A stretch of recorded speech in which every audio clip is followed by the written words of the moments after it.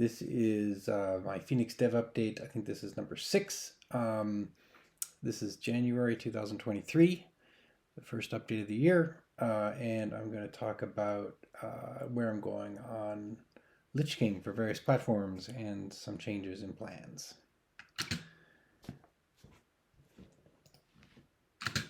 Okay, so I was previously working on a kind of a lightweight OS for the 68,000 series of Phoenixes, but I did put that on pause in May. Started working on my game Lair of the Lich King, which started out as kind of a COVID project in 2020. It's a roguelike. I was writing for the Commodore 128. Kind of my salute to text-based games. Of course, Rogue and things like that.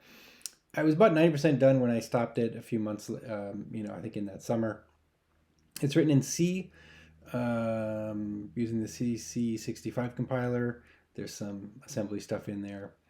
And the last update I did in October said, I'm going to port that to Foenix. That should be, so we talked about how much fun that was, or actually never quite got there.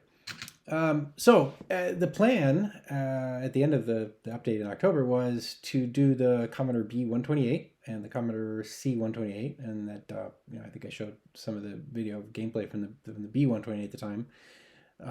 Still have the A2560, which is now a K, and there's an M version coming, which I think M just means like the board.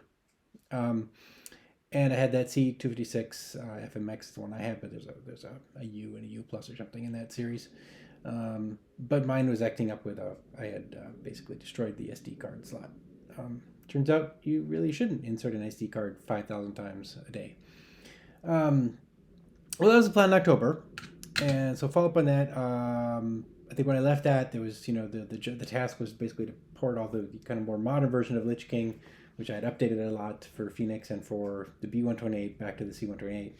So that basically was another port. It ended up being a complete teardown, essentially, and rebuild. I think I was looking at the slides from October and said, that'll take about a week. No, it didn't. It took a lot longer. But got all the new stuff in there from Foenix and the B128 version, squeezed that down to fit in there, sync back, with the old 2020 code from the C128. Got all the VDC stuff working again. That's the video chip on the C128 kind of particular. So status, the port is done. The game runs. Currently, it's only going to work on a 64K VDC. So if you have a 128D, it probably has a 64K chip. If you have a 128, if you have a 128 DCR, so the D or DCR, yeah. The box, that's probably 64K. If you just have a flat 128, it's possibly a 64K, possibly a 16K, which is what most of those 128s came with. But a lot of people have upgraded them, and it is easy and cheap to upgrade. So I could add support for the 16K VDCs if anyone actually cares. It's going to be a bit slower to play, though, because it does use the 64K in the VDC for extra storage, and there's a lot of stuff basically cached in there, which you can pull out and show you. Whereas if I don't have that, then I'm going to have to load that from disk every time, which will be slower. But anyway, this is the splash screen. Let's go take a look. I'm going to start up Vice right now. Okay. I can get that to line up. I guess I can't. So we're going to see a little bit of Vice on the top there. This is on a 1571 disk image. The plan, though, is to distribute with an actual 1571, 5¼ inch floppy. But certainly you could run it on Vice, or you could run it on your real 128. If you run it on Vice, you could hit Control W here, and it would, warp mode it's a good thing to speed up. Right now, it's loading all the custom graphics, and it's loading the I shouldn't say graphics. I should say splash screens and art and game data and the custom character set and stuff like that. So just let it go. This does take a while. There is no music in this version because essentially 2 reasons. 1, there's just not a byte of memory free. 2, I could never quite get anything like an existing SID to work well on the 128 because it is, it's twice as fast as the 64. So that does weird stuff to songs, and I'm not musically talented enough to write my own. All right, so you basically have a choice here of new or open. Of course, quitting is always a thing. Open only will work if you've played through it. Basically, this game works on checkpoints. So at the end of every level, it saves your progress, and then if you die in the middle of the next level and you want to restart from that one, you restart from the beginning of that level. Your scores won't count though towards the top 10 after your first death. Okay, let's go play with it. I gotta put in a name. Right. It is between levels. When it's generating the dungeons, it's going to show you a variety of these, call them notice boards, but basically they're just some stuff to read while you're waiting for the dungeon to generate. Kind of a mix of information in there. Some of it is, most of it's really just to keep you entertained. Some of it is to, there's some hints about things that are coming up, or, information about the game, kind of flavor. So there's our dungeon. This is nice compared to the B128 because we've got color. You can see over on the lower right, we've got, the heart is hit points and the shield is your defense, and the little spear there that's your current weapon and your rating on it. Some information there. In the middle, you can see we're, in a room, and on the first levels you come to, the rooms are all kind of lit up. And as you get down to a certain level, they go dark, and then you really want to have a lantern, or you really won't be able to see much. That's going to be a magic device, and then there's these curios. You can pick those up. Sometimes those are a variety of different stuff, and those have different uses in the game, which you'll have to find out. So there's a magic potion. That's the stairs to go down a level if you want to. That's your first monster. So for monsters, you can attack either with a ranged weapon, so you can throw your spear at, or you could, if you have a bow and arrows, you can shoot at it. Of course, if you're right next to it, it doesn't make any sense. Normal attack, you just move into it. It is a turn-based game, so you attack, they attack, etc. You probably don't. You want to not get surrounded by a ton of monsters, though, or they'll all start taking turns on you. There's some gold and some. Oh, this is a really nice level. That's a magic. All the levels, of course, they're generated randomly, so you don't know what you're going to get. First level, these are the only monsters you find in the first level are these lumpalichens. They're pretty easy to kill. That's just to give you a little intro into how hard it is. Beta testers did let me know that the game was pretty hard to survive sometimes on the first level, so hopefully it'll do it. The Tinker is a guy who's basically, you get this traveling salesman. So once every round, you have a chance to buy something from him. It's random what he's going to sell you. You have to have enough money to buy it. So this one, the short sword, I would like that because it's better than a spear. But I only have, I have 41 cash. I guess I must take this. Really is a nice level. You can also see some information about the sword. It has a offensive rating of 10. You can see that my current rating over here is attack. It says 5, so this is basically twice as easy to hit with. It's got some decent durability. Hasn't been used yet. It's max damage is, so it's not a bad sword. And I might buy that. You can also sell things to the Tinker. So it's B to buy from this. We're on the buy screen. Goods to buy. I can hit V to sell to him. And you can see this is basically my inventory. I don't know that I want to. I guess I'll sell my spear because once you have one, you don't need. If you're going to buy another weapon, whatever. So this he'll buy it for gold, and my cash will go up to 41. So I'm sorry, 42. So I'm going to go back and buy something from him. I think I'll buy this short sword. So now my cash flow goes down. I've got less stuff, but I know this things. Sometimes he's got one thing, sometimes he's got 5 things. It's kind of random.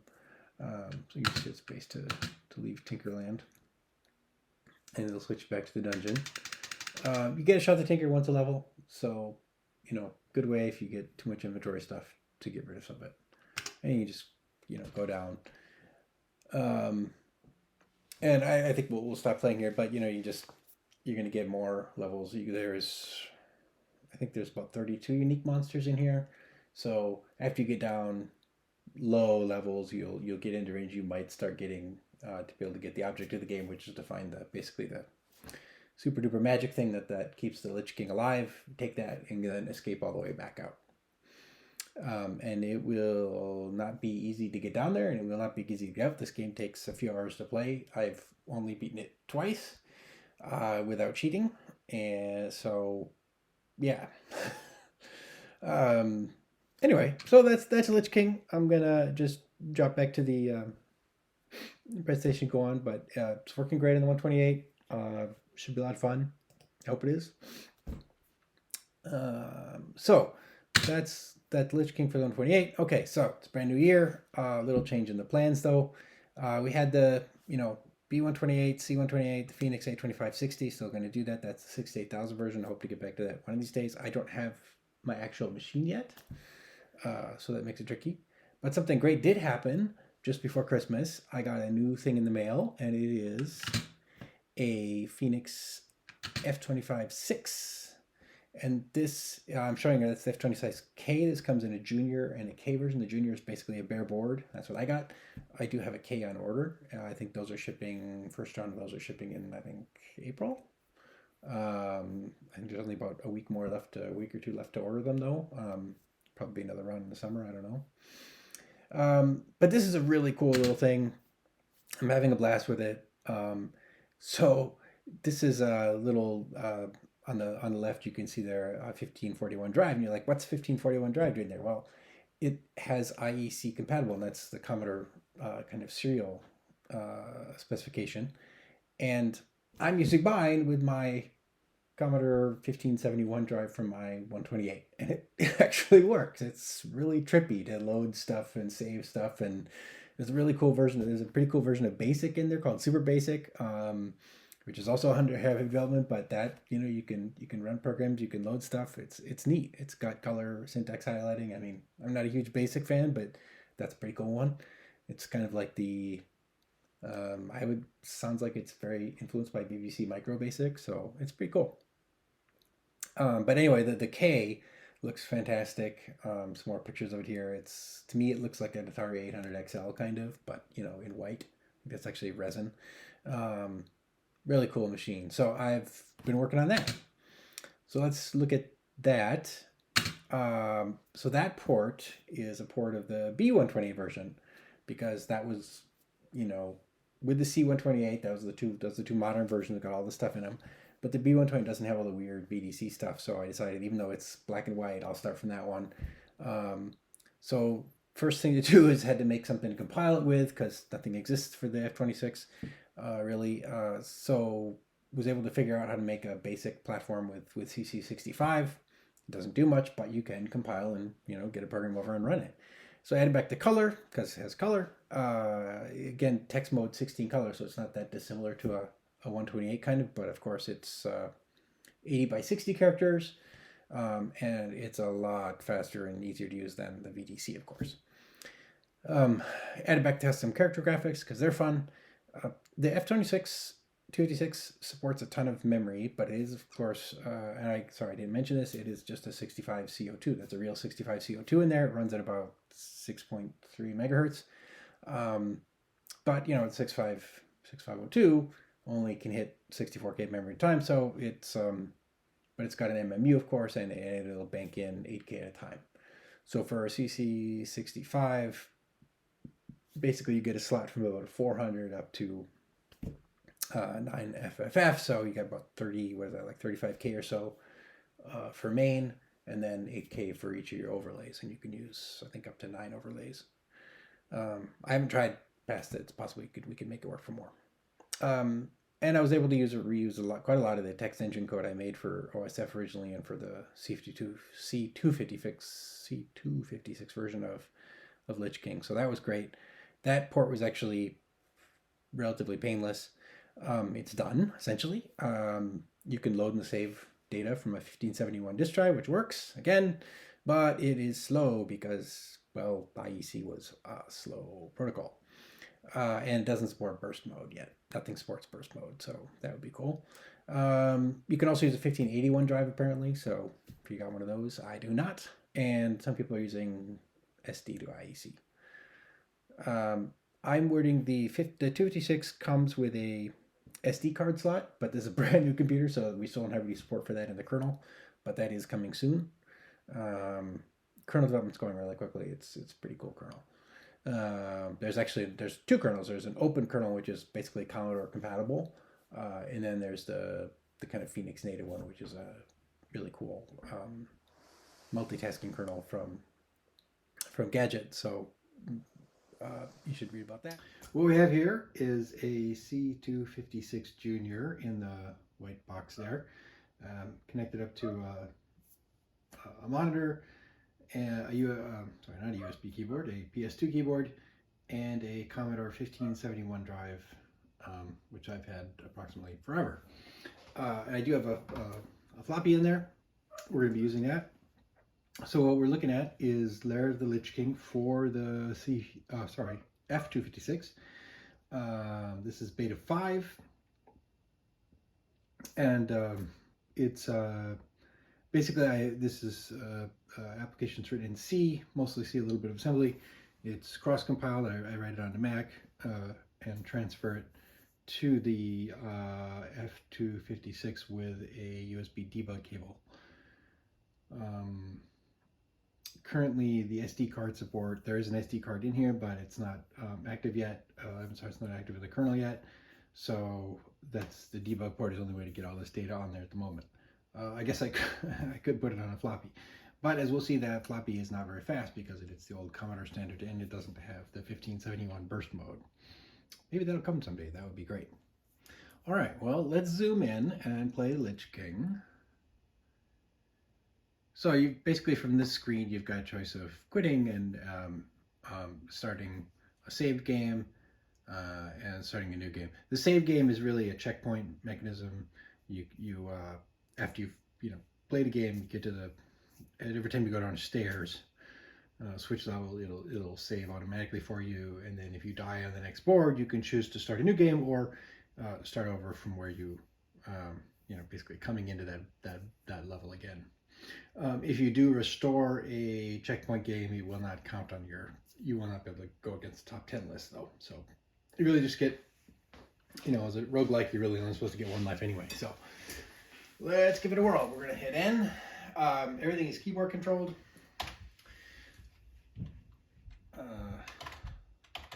Need a name. Elga Mighty. Okay, and what's kind of very gradually filling the screen now is what are called notice boards in Lich King, and these are basically 80 by 25 text screens, no color, which primarily there to kind of keep you, entertained a little bit while it's generating the dungeon on each floor. There's sometimes some information that are hints about the game, and that. Right now, that's actually loading all the notice board data is on floppy disk, loading off there, and so we can take a look at that later. But it's pretty slow. So in the real game, I'm gonna if you're running on a F256K, it'll just be instantaneous because it'll be coming off of the cartridge, and if you're running on a Junior like this one, it'll should be pretty near instantaneous coming off the SD card, but we'll see when we get there. For now, mostly to test out the IEC compatibility there on disk. Okay, so game screen starts here at first level. You've got a big black screen with one room, the room you're on. These early levels, they are lit, so you don't need to worry about your lantern or anything. You can generally see the entire room. There's a couple of mounds of treasure there, so I'm going to pick those up. Keyboard controls, you've got basically two choices. You can do the left side and the right side. There's a help key to show you the different, the options one way or the other, and all the controls there. Okay, so there's a door. I'm going to go up the door. Now we're in a corridor. In corridors, you really only have visibility 1 square around you either way.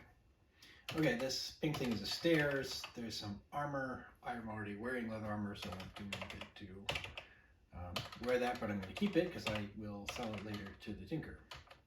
And there's a message, cheerful jingle jangle sounds so nearby, the tinker is coming. So once a level, the tinker comes. Okay, that red thing is an angry monster. And actually, I walked right into it, so he got the first hit, and he's done 1 damage. My hit points went from 5 to 4. I can just move into him to attack him. There's also ranged attack, so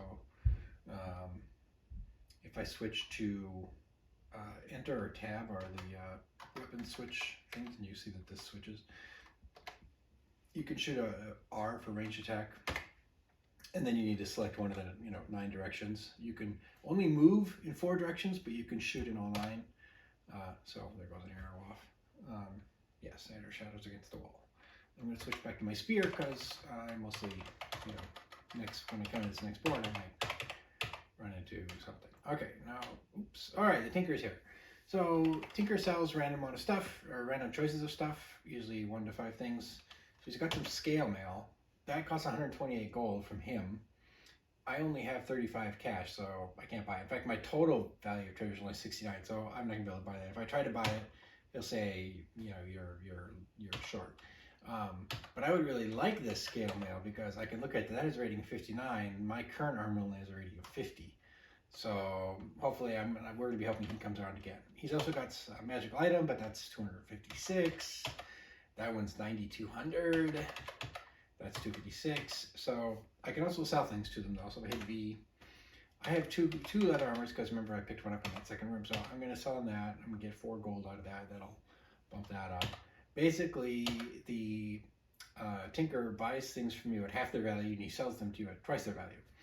So, where standard value would be like if you escaped from the dungeon and went to a town, that's what you would get for it. So it's like at the end of the game if, that's you're rated on.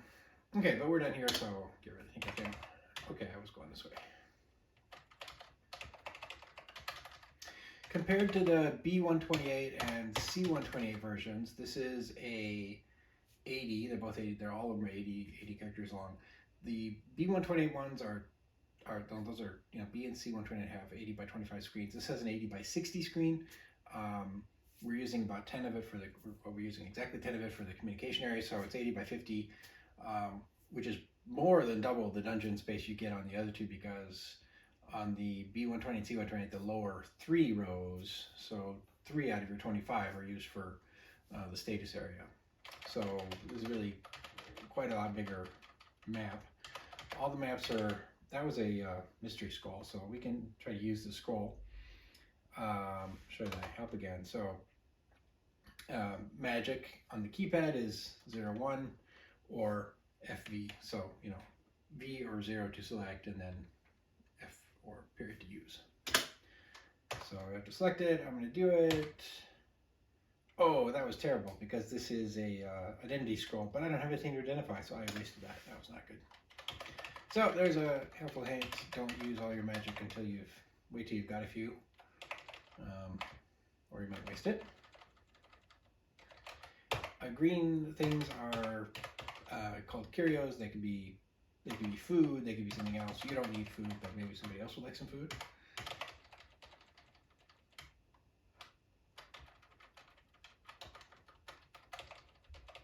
Okay, so I think we're done with this level. There's a possibility there's another thing here, but there is one more. Oh no, it's just this one.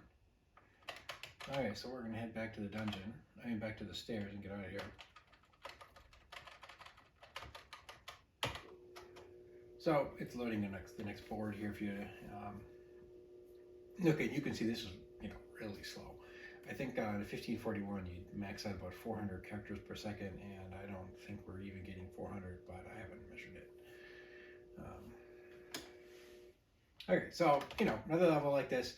Now after the first level has really weak critters, and then after that you get progressively stronger critters as the further you go down, and there's a little bit of randomness to it, so you could get something that's 3 levels stronger than where you are.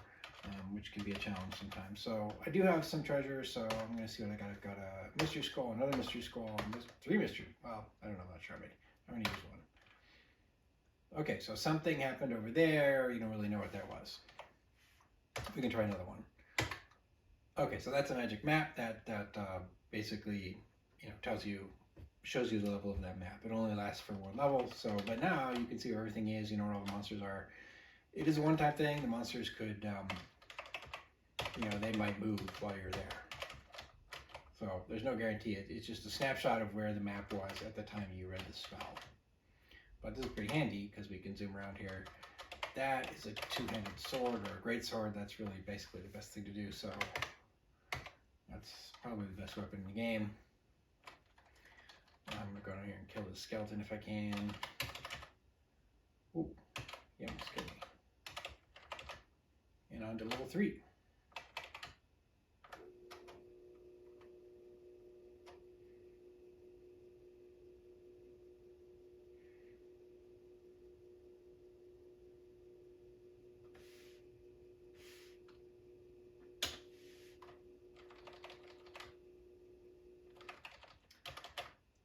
See what level 3 brings.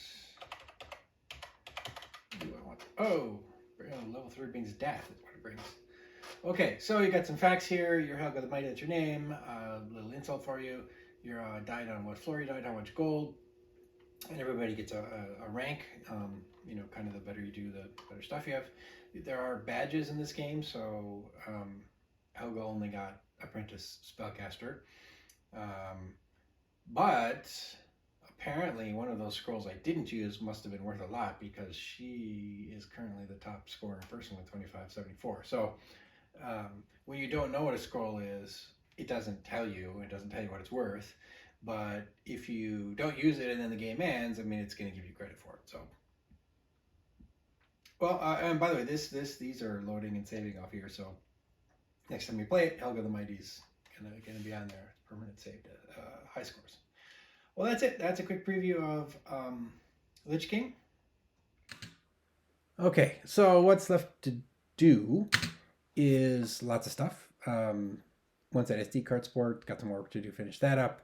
I'm planning to distribute the F256 version, the K version, on cartridges because it supports a cartridge on top, which is awesome. So I've got to get some of those and figure out how you work with those. How do you burn those? You need to finalize the user manual and the box art and get boxes and get the manual printed. User manual's actually got a lot of work done on that this week, so that's in good shape. Artwork's there, everything. Want to see if I can get some stickers for the boxes so I can, just have one box printed and then say, oh, here's the C128 version or here's the Foenix F256 version. Need to get some more 5.25 inch discs. I don't have that many. That won't be a problem. Bigger problem is my CBM 700 does not work. I need a new power supply and I actually need a new chip because it's missing. And I don't have a disk drive. But and the SD pet is basically, my order got canceled a while back, so that's going to be a hard one. Not sure what to do about that one. And at some point I need to, I want to sell these. I want you to be able to buy a box with a manual and a cartridge or a disc in it, with, and have that kind of that real retro experience. So need a website or something. Maybe make some t-shirts and yeah, profit. So that's it for this week. I shouldn't say this week. I'm definitely not doing one of these next week. So it'll be a while, but thanks, folks.